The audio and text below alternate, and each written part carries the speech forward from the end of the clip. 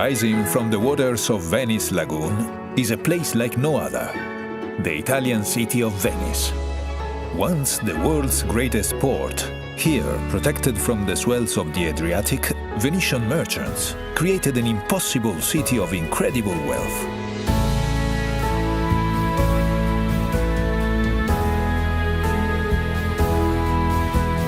Long hailed as the most breathtaking city on earth, there is no denying that sometimes Venice can be overwhelmed with admirers.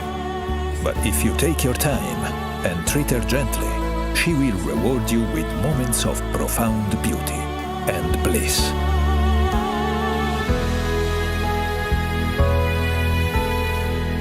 Most visits begin in the central district of San Marco, where you find one of the world's great squares, St. Mark's.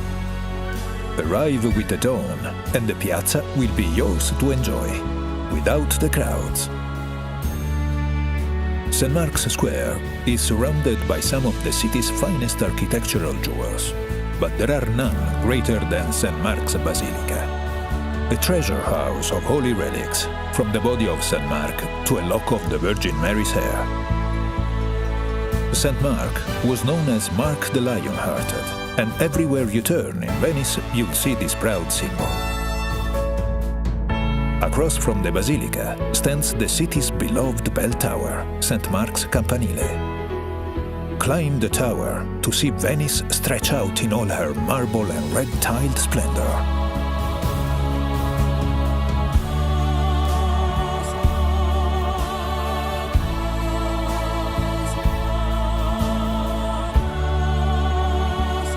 Below the tower is one of the city's great landmarks, Doge's Palace. For centuries, this Venetian Gothic masterpiece was the seat of the Republic's power and prestige. Today, its courtyards, apartments and chambers are a museum, which celebrates centuries of Venetian achievement and glory.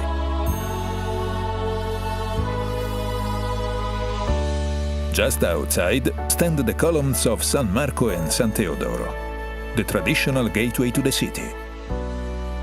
Here, under the winged lion of Venice, begin your journey along one of the world's great aquatic thoroughfares, the Grand Canal.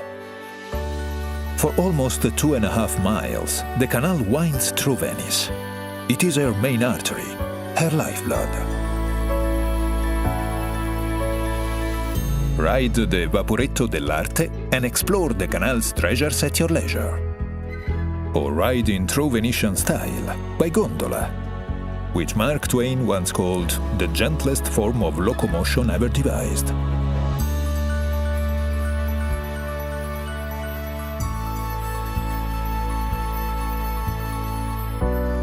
Near the canal's southern mouth rises the graceful dome of Santa Maria della Salute. Beset by plague in the 17th century, Venice turned to the spirit of Mother Mary for deliverance. The plague lifted, and grateful Venetians raised this new church in her honor. All along the canal, elegant palazzos, once the homes of wealthy merchants, slip by as if in a dream. The timeless wake of river traffic laps at their doorsteps, just as it has for centuries. Today, many of the palazzos are home to museums and galleries. Carezzonico allows visitors to experience the opulence of 18th century Venice. While Palazzo Grassi's bold restoration and artworks are the perfect reflection of a city that cherishes its past and embraces the new.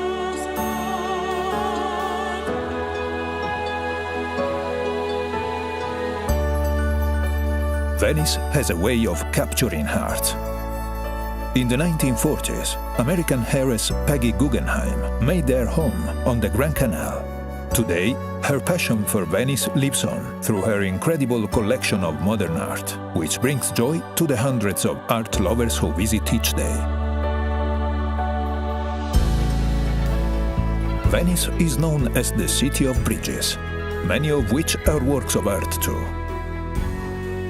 The Accademia Bridge links the San Marco district to the Accademia Gallery, and offers some of the Grand Canal's finest views. The oldest of the Grand Canal's crossings is the Rialto Bridge. For over 300 years, this was the only way to cross the canal on foot, and today still stands as the grand gateway to the Rialto markets. Away from the Grand Canal, there are hundreds more bridges to explore, from the purely functional to the breathtaking. The most famous of all connects Doge's Palace to the historic prison. From the enclosed walkway, the condemned would capture one last look at their beloved city and sigh, hence the name, the Bridge of Sighs. Venice is a city to get lost in, so put away your map and let her surprise you. Follow winding alleyways that suddenly emerge into quiet piazzas and onto the steps of ancient churches. In the central area of San Marco, discover cultural treasures like the Teatro La Fenice, which, despite being destroyed 3 times by fire, arose from the ashes each time, just like its namesake.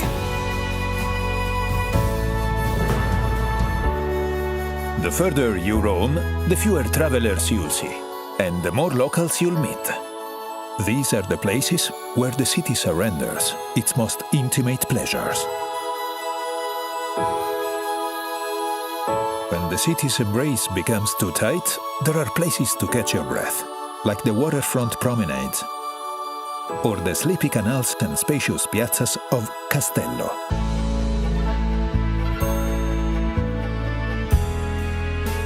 Venice was long the epicenter of European glassmaking.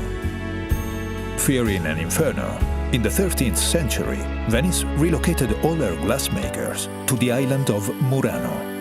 700 years later, the descendants of these artisans still create works of incredible delicacy and color.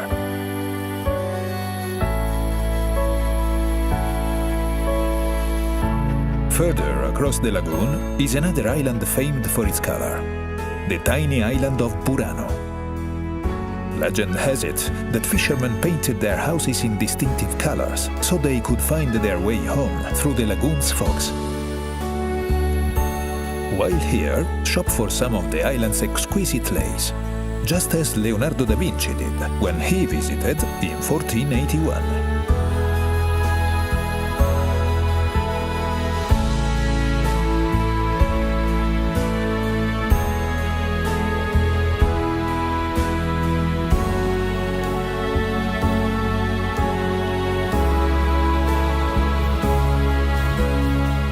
From the adventures of Marco Polo and Casanova to the artistry of Vivaldi and Bellini, Venice has shone her light into the far corners of the world for over 1,500 years.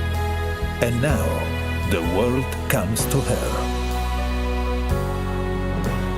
Just remember, Venice smiles upon those who linger. So stay for a few nights, or stay for a month, and savor every sweet moment she has to offer.